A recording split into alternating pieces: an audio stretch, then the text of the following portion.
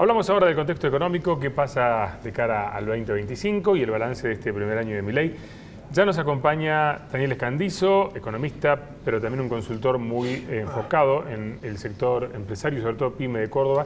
Y con él vamos a hablar también acerca de cuál es la situación de las empresas y qué pasa con la competitividad, qué espera el 2025 para la economía de Córdoba también. Daniel, gracias por acompañarnos, un placer.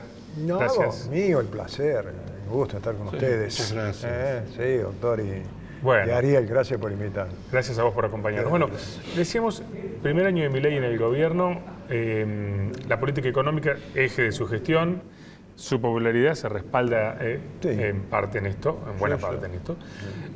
La inflación parece ir controlándola, pero bueno, hay todavía señales de que no hay recuperación. ¿Qué lectura haces de este primer año y cuáles son aquellos indicadores que están observando desde el ámbito empresario también? Claro. Bueno, el 10 de diciembre se va a cumplir un año y como todo aniversario, ¿no?, de una gestión siempre se pretende hacer un balance, ¿no? Claro. Poner en una columna todo lo que puede considerarse como positivo o fortalezas o logros y en otra columna todo lo que puede todavía resultar materia pendiente o puntos sobre los que hay que trabajar o negativos, ¿no? Como tenemos poco tiempo y debemos resumir, yo creo que si uno entiende que tal vez el principal objetivo de gobierno, que creo lo consideró como un mandato en el voto o la cantidad de votos que obtuvo en el triunfo en el balotaje frente a Sergio Massa, estaba en uno de los principales puntos disminuir la inflación. Era una de las principales demandas. Cuando hacía cualquier tipo de encuesta sobre las preocupaciones de la sociedad, la inflación, la inseguridad, la pobreza, el riesgo de perder el trabajo, siempre figuraban al tope. La inflación estaba 1 o 2 de acuerdo a las zonas, pero era una gran preocupación.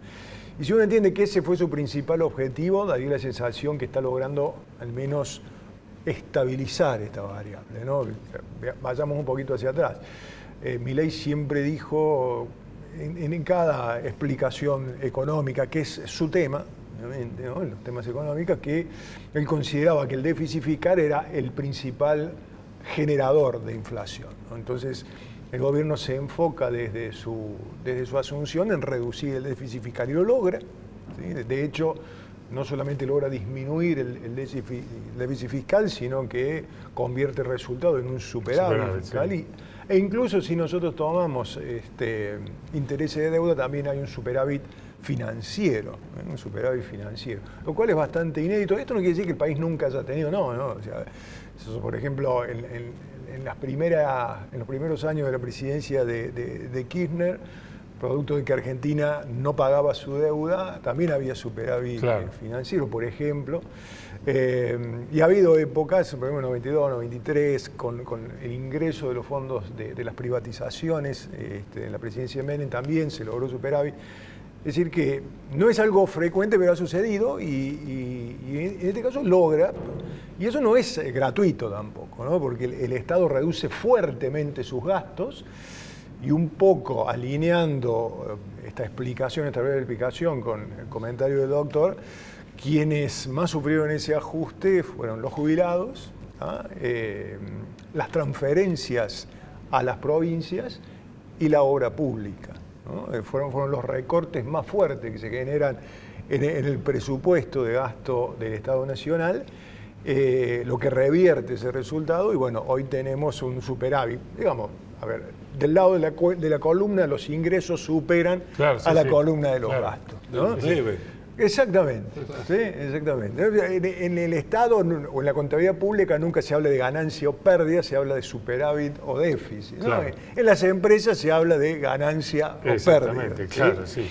En este caso es una cuestión de fondos, plata que entra, plata que sale en el Estado. Hoy es más la plata que entra que la plata que sale, ¿verdad? Pero bueno, esto es consecuencia también de un fuerte ajuste que, reitero, estos son los principales sectores que toca: todo el gasto previsional, la obra pública y las transferencias a las provincias. Claro. Y en estos días hemos visto que el dólar va bajando, la preocupación por el blue en la Argentina siempre está. se acorta la brecha y bueno, ya hace varios meses que escuchamos esto de que el dólar está atrasado, que el gobierno tiene que hacer algo al respecto, pero no parece, al menos todo indica que no va a haber una brusca devaluación. ¿Cómo ves ese contexto? Todo indicaría eso, ¿no? Yo creo que hay que analizar eventos, los eventos económicos, financieros que han sucedido durante el año. A ver, el gobierno genera una devaluación importante, tenía un dólar oficial apenas asume, el dólar se va de 350 a 800 pesos. Los dólares financieros quedan en 1100, 1200, una brecha de un 30-40%. Genera una previsibilidad en cuanto a la tasa de evaluación del dólar oficial, 2% mensual. En un primer momento los dólares financieros responden a ese ritmo, luego hay un intento de escaparse allí, ¿no? En mayo, junio, los dólares financieros llegan y el denominado blue a 1.400 pesos, 1.500. Y a partir de ahí el gobierno genera una política monetaria mucho más restrictiva y hay otro evento muy importante que es el denominado blanqueo de capitales, ¿no? Eso permite un ingreso importante de divisas, a lo que debemos sumar la recuperación de las exportaciones del sector agropecuario comparado con 2023, que sufrimos una sequía excepcional.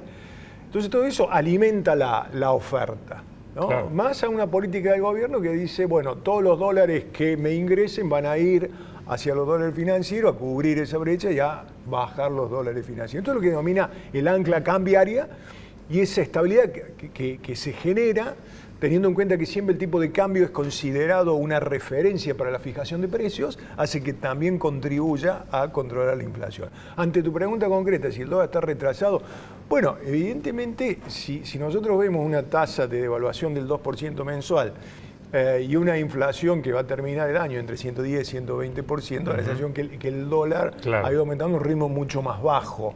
¿Sí? Hoy la brecha prácticamente no existe, estamos en una, yo veo una especie de virtual convertibilidad, ¿no? Antes era 1 a 1, ahora es 1000 a 1, ¿sí?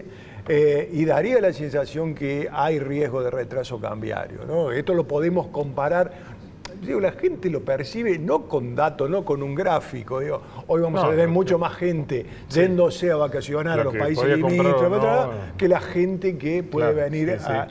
Estuvimos, de estos datos digo, donde uno ve la microeconomía y se da cuenta de lo que sucede. Tuvimos la final de la Copa Libertadores entre dos equipos brasileños y las hinchadas brasileñas se quejaban de lo cara que estaba Buenos Aires. Bueno, hace un año era lo inverso, ¿verdad? Esto va generando pérdida de competitividad en algunos sectores, ¿no? Sin lugar a dudas.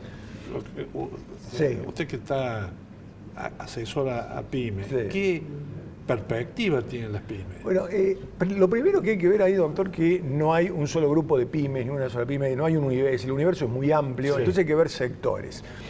Por ejemplo, las pymes industriales. Ahí estamos en un sector que todavía no muestra signos de reactivación, ¿no? Exactamente, y que sufre problemas de falta de competitividad, pero no solo debido a un tipo de cambio que a lo mejor no es favorable para la exportación. A eso tenemos que sumarle la apertura de importaciones, pero vamos a un ejemplo concreto, ¿no? Una fábrica de insumos de instrumental médico, ¿no? O sea que el instrumental médico tiene arancel cero, no tiene para importar. ¿Y cuál es la situación? La poca capacidad que tiene una fábrica que se dedica a esta producción para competir, por ejemplo, con productos chinos, ¿no? Entonces, las pymes industriales hoy están sufriendo el problema de competitividad que no solo tiene que ver con un tipo de cambio, sino también con una producción a gran escala, a mucho menores costos, sobre todo proveniente de China, y que no es un problema solo de Argentina. Claro. No es un problema solo de Argentina. A lo que se suman otras cuestiones, como por ejemplo las cargas fiscales, las cargas laborales y previsionales, la falta de innovación, los procesos de digitalización más rezagados. Todo esto hacen que los costos de producir un producto acá en Argentina sea más caro, por ejemplo, que en China. Entonces, el sector pyme industrial es un sector que hoy está fuertemente afectado por problemas de competitividad, en los cuales el factor cambiario es uno de ellos, ¿no? Hay otros sectores, por ejemplo, ligados al sector agropecuario, todas las pymes ligadas al sector agropecuario, que hoy están viviendo una situación de, no de alta rentabilidad, pero sí de mayor producción, exactamente, una recuperación. El consumo. Y ahí tenemos un punto donde, si la inflación se ha controlado, el salario real se ha recuperado, que es la clave para el consumo. Sí. Entonces, veamos, las pymes ligadas al consumo. El salario real se ha recuperado, sobre todo en el sector formal. ¿Sí? El empleado de empresas que está sujeto a un convenio o no, ha habido recuperación del salario real. Eso es cierto. Pero en el sector informal y en el sector público, no. Entonces ahí tenemos un problema, tenemos un 50, un 40% de informalidad, más todo el empleo del sector público, ahí el salario se ha movido por debajo de la inflación. Entonces que el consumo todavía no se recupera. Claro, inclusive en todos los rubros no se ha recuperado. Entonces hay que ver las pymes ligadas a la economía del conocimiento, que gozan de importantes beneficios fiscales. Bueno, ahí estaba viendo un dato que las exportaciones y la creación de empleo de este año se ha ralentizado. Hay un tipo de cambio que hoy no es favorable, entonces ahí hay una situación de cierta meseta. Entonces hay que ir analizando sector por sector y lo que yo siempre digo, y hemos hablado con vos, Ariel, en varias ocasiones, no puede fijarse una política para pymes generalizada. Claro. ¿Sí? Hay que particularizar y segmentarla por sector. ¿Sí? Hay ciertos sectores, yo digo, el sector economía del conocimiento tiene una exención de hace 15 y pico de años. ¿Es necesario seguir manteniéndola? ¿O habría que dejarla solo a las pymes? Las grandes también las tienen. ¿Es equitativo que una pyme tenga el mismo beneficio que una grande? No. Bueno, todas cuestiones que todavía hay que debatir, ¿no? En 30 segunditos, el contexto en Brasil con la devaluación y demás, ¿tiene algún impacto? Bueno, hoy está haciendo la cumbre del Mercosur, ¿verdad? Con un acuerdo con la Unión Europea, habrá que ver eso, qué impacto tiene, ¿verdad? Una devaluación en Brasil siempre termina perjudicando, ¿verdad? Perjudicando, no solamente cuestiones turísticas, es más barato viajar, y esa es la parte más lúdica, lo cual implica que son dólares que se van, pero eso desfavorece a todo lo que al sector exportador en el mercado de Brasil. Habría que ver ahí la industria automotriz cómo puede ser afectada. Y lo que vos decís del Mercosur, importante que se pueda avanzar con un trabajo mancomunado con la Unión Europea. Claro, hoy el presidente, un poco hablando, ha dicho que el Mercosur fue un buen escollo para el crecimiento de los argentinos. Yo no comparto esa expresión. Probablemente el Mercosur no estuvo a la altura de las expectativas que existieron en el momento de su fundación, pero no creo que deba ser catalogado como un escollo para el crecimiento. Yo estoy a favor de una unión cada vez más intensa entre las economías de América Latina, ¿no? Pero bueno, es todo un proceso bastante arduo allí. Daniel, gracias, como siempre, ya estamos sin tiempo, un placer porque nos hayas acompañado. Muchas gracias. Gracias.